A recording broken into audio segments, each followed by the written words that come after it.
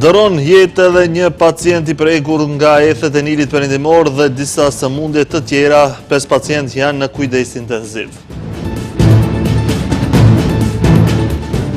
Partia Vlen thekson se opozita shqiptare po bllokon ligjin për përfaqësim të drejtë.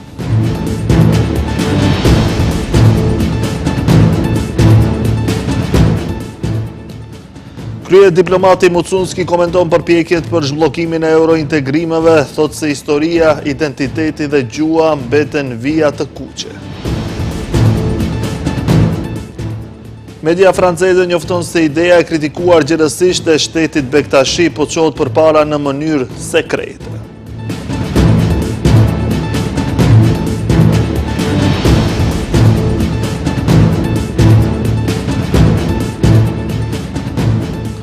Përshëndetje shikues të nderuar, jemi me lajmet në televizionin Shenja. Shënohet edhe një vdekje, një person I cili ishte I prekur nga ethet e Nilit Perëndimor.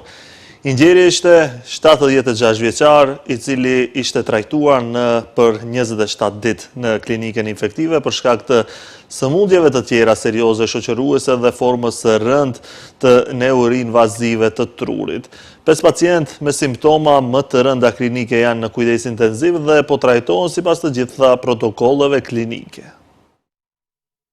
Një pacient tjetër në gjendje të rëndë, I cili më parë ishte konfirmuar me një formë neuroinvazive të etheve të Nilit Perëndimor, ka vdekur në klinikën universitare për sëmundje infektive. Kështu deklaron drejtori I klinikës Fadil Cana. Ai tha se 20 pacient me ethe të Nilit Perëndimor janë shtruar në spital, 18 prej të cilëve janë raste të konfirmuara në laborator, ndërsa 2 raste janë të dyshuara klinikisht. 5 pacient me simptoma më të rënda klinike janë në kujdes intenziv dhe po trajtohen sipas të gjitha protokolleve klinike. I ndjeri ishte 76 vjeç dhe ishte trajtuar për 27 ditë në klinik, por për shkak të sëmundjeve tjera serioze shoqëruese dhe formës së rëndë neuroinvazive të trurit dhe meningjeve, një rezultat fatal ndodhi në fund të pazitës. Gjithsej 4 persona të prekur nga ethet e Nilit Perëndimor kanë vdekur në vend dhe 15 janë shëruar dhe janë larguar nga klinika për sëmundje infektive. Ajo që ne parashikuam dje u konfirmua se pacienti 25 vjeçar që konsideroi I dyshuar klinikisht kishte një formë neuroinvazive të infeksionit. Ndërkohë, ai bëri të ditur se mbrëm u shtrua në spital edhe një pacient 24 vjeçar, I cili jeton në qendër, I cili konsiderohet rasti dyshimt. Ndërkaq, duke ju përgjigjur pyetjes së një gazetari nëse çdo rast I konfirmuar pozitiv duhet të trajtohet në spital apo mund të trajtohet si ambulator, ai tha se forma neuroinvazive duhet të trajtohet në spital. Të gjithë ata që janë shtruar në klinik kanë formën neuroinvazive. Ata janë 1% dhe 100% të infektuarve. Sipas statistikave, forma më e rëndë e sëmundjes zhvillohet në 1% e numrit të përgjithshëm të infektuarve. Të gjithë pacientët janë nga Shkupi. Mosha e avancuar mjekësore është një faktor rreziku I pavarur për rezultatin e dobët të kësaj sëmundjeje. Sipas të gjitha statistikave dhe hulumtimeve deri më tani, është e përcaktuar se kur ekziston një formë e rëndë neuroinvazive e inflacionit të trurit dhe meningjeve, mosha e avancuar është një faktor rreziku I pavarur që mund të çojë në një rezultat të dobët. Ndërkaq raportohet se rreth 80% e njerëzve të infektuar me virusin nuk përjetojnë asnjë simptom, ndërsa afërsisht 20% e pacientëve mund të përjetojnë simptoma të tilla si ethe, dobësi, të përzjera dhe të vjella, dhimbje koke dhe dhimbje muskujsh. Rastet e infeksionit me virusin e Nilit Perëndimor raportohen më shpesh në Afrikë, Europë, Lindjen e Mesme, Amerikën e Veriut dhe Azinë Perëndimore. Pas rritjes së numrit të viktimave dhe rasteve të konfirmuara me ethet e Nilit Perëndimor, disa komuna të Shkupit kanë ndërmarrë veprime për spërkatje të jashtëzakonshme. Komuna e Gjorgje Petrovit mbrëm filloi spërkatje të jashtëzakonshme nga toka kundër mushkonjave me qëllim që në kohë dhe në mënyrë efikase të zvogëlohet prania e tyre dhe të mbrohet shëndeti dhe cilësia e jetës së banorëve. Reagojmë në kohë, kujdesemi për çdo vendbanim, për një Gjorgje Petrov më të sigurt dhe më të këndshëm. Kujdesi për qytetarët është prioriteti ynë, ka shkruar në Facebook kryetari I kësaj komune të Shkupit Aleksandar Stojkovski. Spërkatja e jashtëzakonshme kundër mushkonjave po kryhet pas shpalljes së epidemisë së etheve të Nilit Perëndimor në komunat e Shkupit, Kiselavod, Gazibab, Aerodrom Butel dhe Ilindensi dhe në zona të prekura.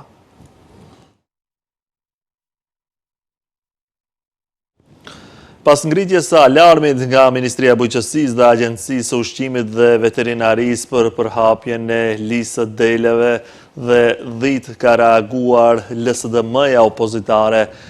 Ata kanë akuzuar se lija të delet është shfaqur për herë të parë në dhjetor të vitit të kaluar, por për 8 muaj pushteti nuk ka ndërmarrë masa në kohë. Ata kanë pyetur pushtetin se pse nuk janë siguruar vaksina në kohë dhe pse nuk janë vaksinuar kopet në kohën e duhur, ndërsa institucionet vetëm tani pas 9 muajsh po ndërgjegjësohen për situatën.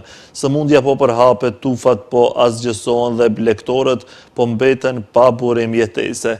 Nga dhjetori deri tani janë asgjësuar rreth 50 tufa, ndërsa te po aq tufa të tjera përmes analizave të gjakut është konfirmuar sëmundja. Kjo do të thotë se edhe këto tufa do të asgjësohen më tej. Sipas informacioneve, deri më tani janë prekur nga sëmundja mbi 10% e deleve, thuhet në reagimin e LSDM-s.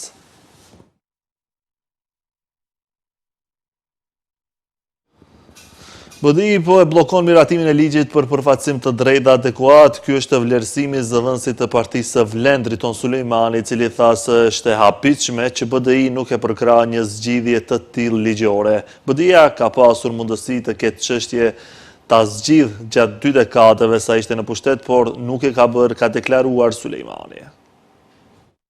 Zëdhënësi i Partisë së Vlen, Driton Sulejmani, akuzon partinë opozitare shqiptare BDI se po bllokon miratimin e ligjit për përfaqësim të drejtë dhe adekuat. Sipas Sulejmanit, ky ligj është një nga pjesët kryesore të zbatimit të marrëveshjes së Ohrit dhe siç tha ai, është e habitshme që BDI nuk e përkrah një zgjidhje të tillë ligjore. Sulejmani tha se BDI ka pasur mundësi që këtë çështje ta zgjidhte gjatë 2 dekadave sa ishte në pushtet, por nuk e ka bërë. Ai pretendon se tani, kur po tentohet të vendoset një kornizë e re ligjore për përfaqësimin e drejtë dhe adekuat, BDI po e pengon procesin.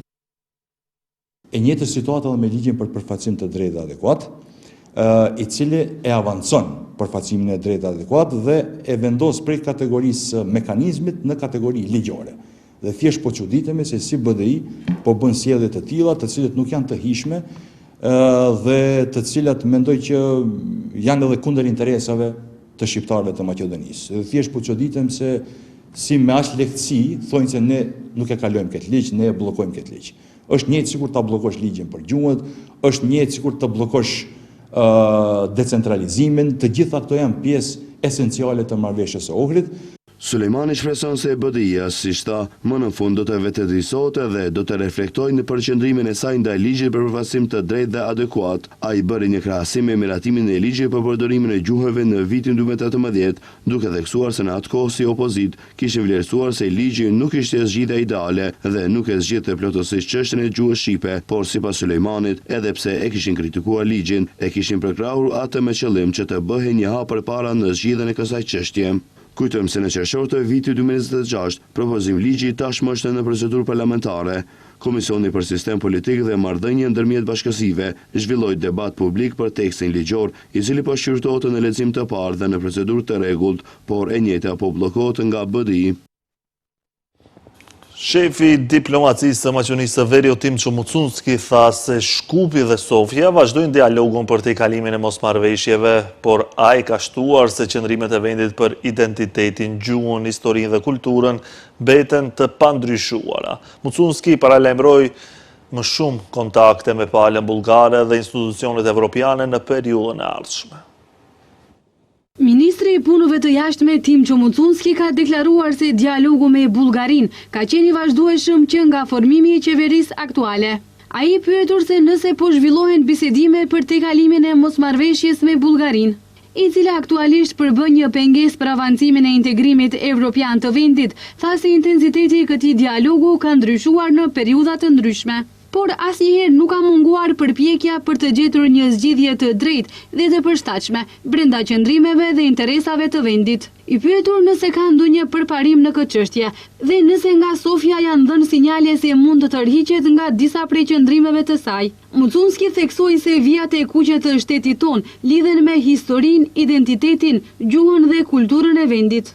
Vijat e kuqe të vendit tashmë janë të përsaktuara. Këto janë qendrime që pala maqedonase i paraqeten në të gjitha bisedimet që zhvillohen. Nuk është e drejtë që procesi negociatave të ngecë vazhdimisht për çështjet që lidhen me identitetin, gjuhën, historinë dhe kulturën maqedonase.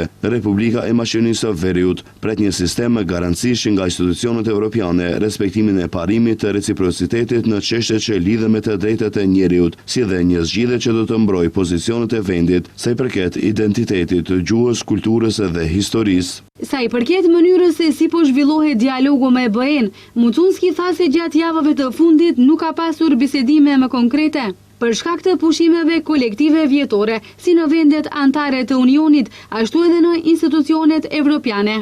Megjithatë, Mucunski shprehu besimin se në periudhën e ardhshme do të ketë më shumë kontakte dhe vizita. Vleni vazhdon të figurojë si parti të veçanta në regjistrin qendror, pavarësisht deklaratave për bashkimin e tyre në një subjekt të vetëm politik. Nga BDI akuzojnë koalicionin për mashtrim të gjyqtarëve, ndërsa nga Vlen thonë se bëhet fjalë për procedura teknike që pritet të përfundojnë së shpejti. Do nëse më 9 maj, gjithësisht në ditën e Evropës, koalicioni Vlen, i përbër nga Alternativa, Lëvizja Besa, Lëvizja Demokratike, një pjesë alansës për shqiptarët dhe përfaqësues të vetë vendosjes, u bashkuan në një subjekt të vetëm politik. Këto parti vazhdojnë të figurojnë në regjistrin qendror si parti të veçanta. Për këtë çështje kanë reaguar sot edhe nga partia opozitare shqiptare e BDI, të cilët akuzojnë Vlenin se kanë mashtruar qytetarët. Sipas tyre, Vleni ekziston si emër për propagandë. Mashtrim është kauza e tyre, mashtrim është organizimi i tyre, mashtrim është edhe ashtu quajtura shkrirje në një parti. Para qytetarëve paraqiten si një subjekt i bashkuar. Dokumenti i regjistrit qendror i lëshuar më 17 gusht 2026 dëshmon se Lëvizja Besa vazhdon të figurojë si parti aktive me Bilal Kasamin kryetar dhe me autorizim të pakufizuar. Vleni ekziston si emër për propagandë. Partit, kryetarët, vullat dhe interesat personale vazhdojnë veç e veç. Ndërkaq, zëdhënësi i partisë Vlen, Driton Sulejmani, këmbëngull se Vleni funksionon si një parti e vetme, ndërsa tha se regjistrimi është vetëm çështje teknike dhe se së shpejti do të përfundojë. Mendoj se shumë shpejt do të vjene edhe deri te regjistrimi i partisë në regjistrin qendror, po do të vjene, jemi duke punuar edhe në një seli të përbashkët, se tash nëse e shihni punën tonë po e zhvillojmë në disa objekte. Jemi në fazat përfundimtare, është duke u punuar në këtë drejtim dhe nuk ka dyshime që Vleni më vetëm është një subjekt politik, ashtu po funksionojmë, funksionimin e kemi si një subjekt, mirë po janë disa procedura më shumë teknike të cilët ende nuk kemi arritur t'i përfundojmë dhe janë në përfundim e sipër. Ndonëse partia Vlen udhëhiqet nga 2 bashkëkryetarët, Izet Megjiti dhe Bilal Kasami, Sulejmani tha se selia kryesore e Vlenit do të vendoset në Shkup, në qendrën tregtare Mavrovasja.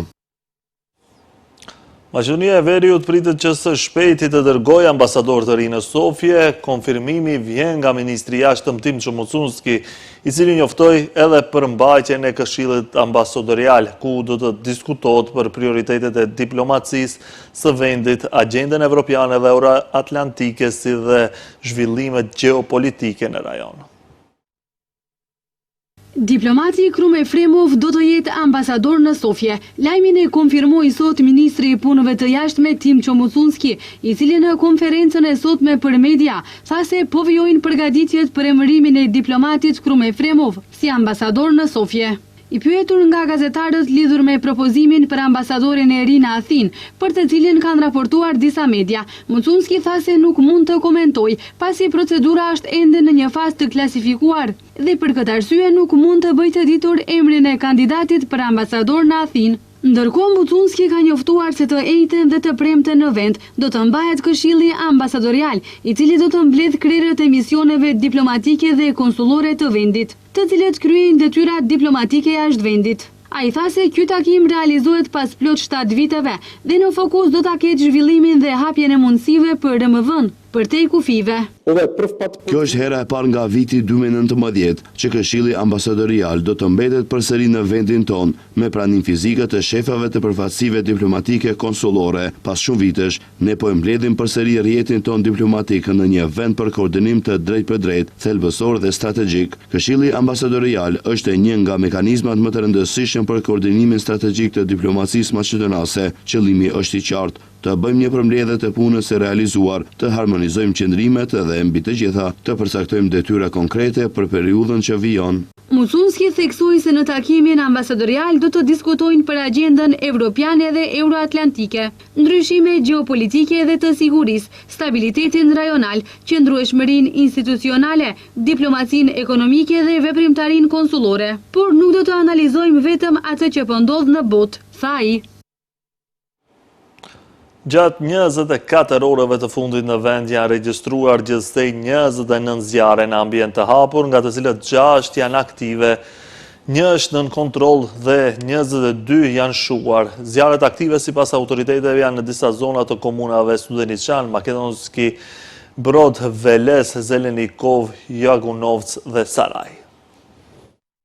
Drejtori i Drejtorisë për Mbrojtje dhe Shpëtim, Stojanče Angelov, ka theksuar se gjatë ditës së djeshme kanë shpërthyer 29 zjarre në hapësira të hapura, prej të cilave 23 janë shuar, ndërsa 6 janë ende aktiv edhe këtë paradite. Angelov ka njoftuar se mbrëm ka pasur një dram të vërtet në fshatin Çanishte, rreth 30 kilometra larg Prilepit. Sipas tij, zjarri ka depërtuar mes shtëpive të fshatit, por nuk është djegur asnjë shtëpi në të cilën jetojnë banorët e mbetur në fshat. Mirënjohje shumë e madhe për zjarrfikësit e Prilepit, të cilët me përkushtim të madh luftuan me zjarrin dhe arritën të shpëtonin pjesën më të madhe të fshatit. Falënderime edhe për zjarrfikësit e vullnetar nga manastiri, të cilët u angazhuan përmes ekipit për reagim të shpejtë të drejtorisë dhe punuan gjatë gjithë natës, madje po punojnë edhe tani. Ata shuan një sipërfaqe të madhe të përfshirë nga zjarri dhe mendoj se sot do ta vendosim këtë zjarr në kontroll të plotë. Angelov tha se situata tjetër serioze ka qenë zjarri në territorin e komunës së Jegunovcit, i cili ka depërtuar në afërsi të fshatit Tudenc dhe ka rrezikuar manastirin. Ai sqaroi se për shkak të rrezikut të madh për manastirin dhe mungesës së zjarrfiksave nga Tetova, ai dërgoi ekipe të drejtorisë me vullnetar nga Gostivari, Çairi dhe Tetova për shuarjen e zjarrit dhe mbrojtjen e manastirit. Karakteristike përbashkët e të gjitha këtyre zjarreve është se askund nuk po digjet pyll cilësor dhe për momentin nuk kemi fshatra të rrezikuara, ka deklaruar Angelov. Ai theksoi gjithashtu se deponia e Kratovës është mbuluar plotësisht dhe nuk po e ndot ajrin në qytet.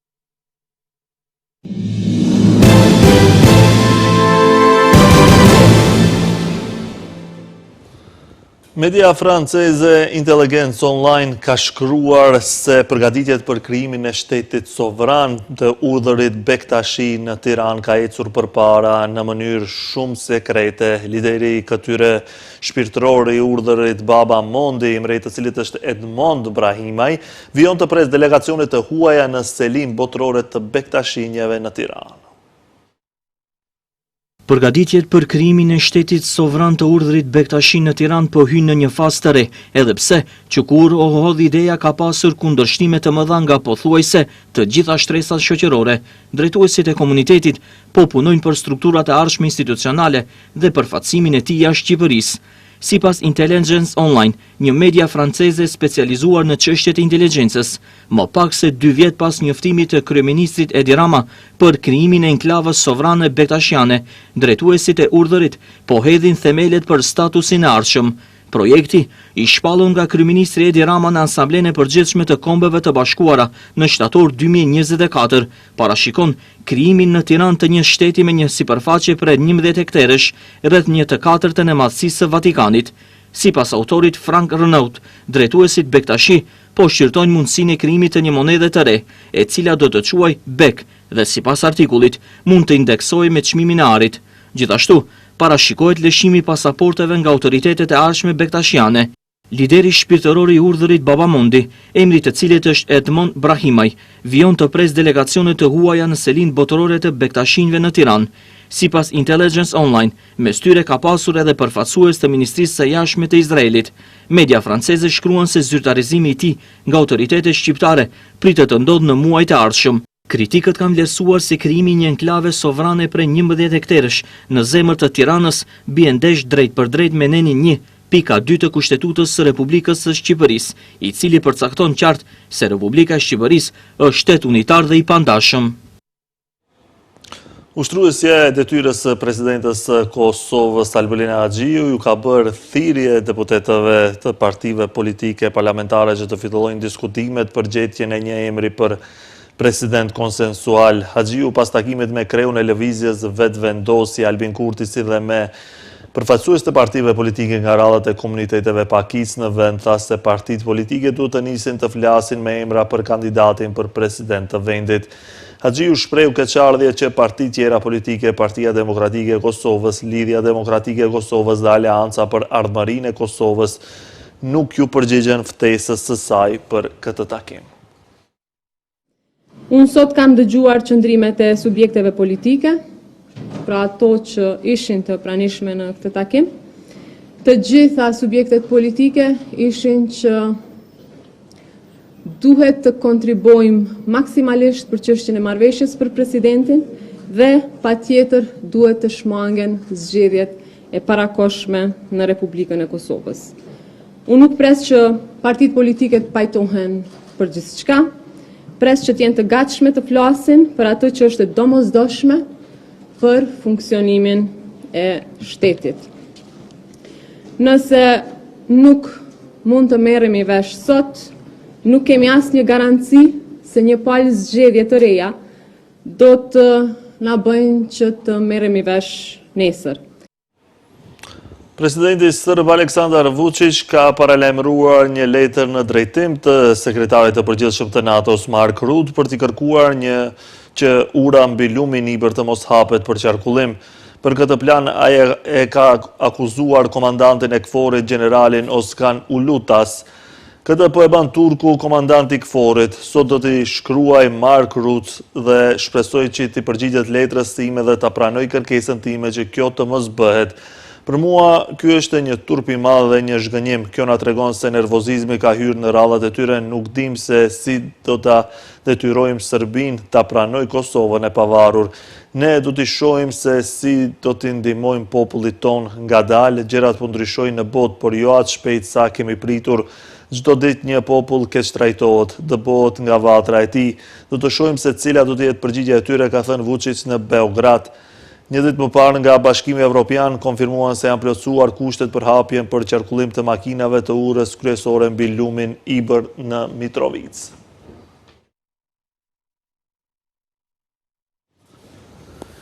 Kryeparlamentari i Iranit ka publikuar një listë kërkesash të cilat ka thënë se Shtetet e Bashkuara të Amerikës duhet t'i plotësojnë për të rihapur ngushticën e Hormuzit. Agjencia Shtetërore e Lajmeve ka publikuar kushtet e përmendura nga Gali Bafi, largimi i blokadës amerikane në portet iraniane, lirimi i aseteve të ngrira iraniane, largimi i sanksioneve të naftës iraniane dhe një fund të çdo kërcënimi apo operimi ushtarak. Zyrtarët iranian po ashtu kanë bërë thirrje që SBA-ja të implementojë kushte tjera për të cilët është zotuar si pjesë e memorandumit të bashkëpunimit të arritur mes dy shteteve në qershor.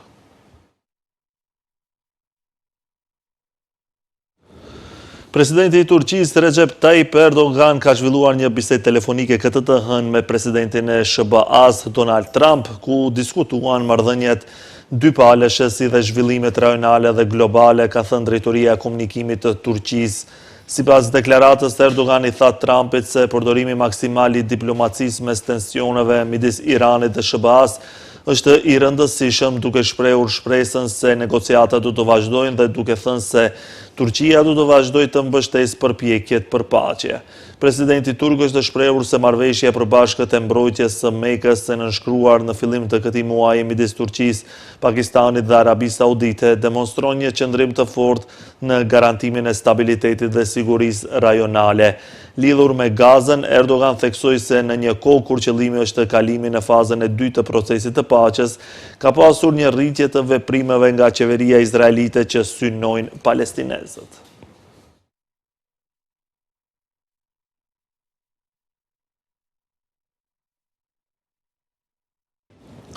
Lajmi për Benzeman ishte i fundit për këtë edicion informativ, ju falenderoj për vëmendjen, bashkë mirupafshim.